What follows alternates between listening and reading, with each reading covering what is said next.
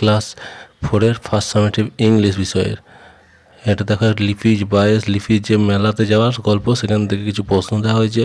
প্রথম প্রশ্ন হচ্ছে 1 দাগের অ্যান্সার, হোয়াট ডাজ লিপি ইট ইন দ্য ফেয়ার? লিপি মেলাতে কী খেয়েছিল? এটা হচ্ছে লিপি it's aloo kabli and fuchka in the fair. B, what does Lipi father buy for her? লিপির বাবা তার জন্য কী কিনেছিল?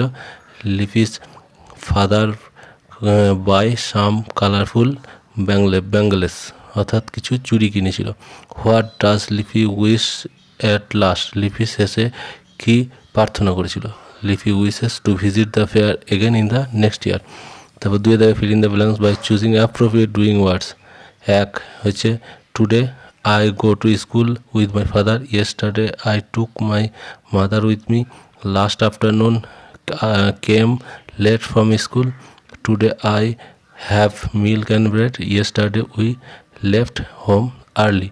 যেটা পাস্ট টেন্স সেটা পাস্ট ফর্মে হবে, যেটা প্রেজেন্ট টেন্স সেটা প্রেজেন্ট ফর্মে হবে। তারপর ম্যাচিং করতে দেওয়া হয়েছে।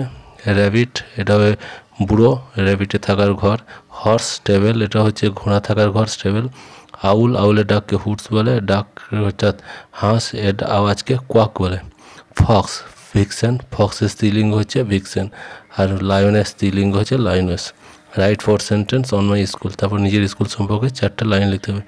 The name of my school, যা হবে সেটা স্কুলের নাম, সেটা অবস্থান কোথায়, কতজন টিচার আছে, কতজন স্টুডেন্ট আছে, স্কুলের কালার কি, স্কুলের মিড ডে মিল ইত্যাদি সম্পর্কে 4 লাইন লিখতে হবে।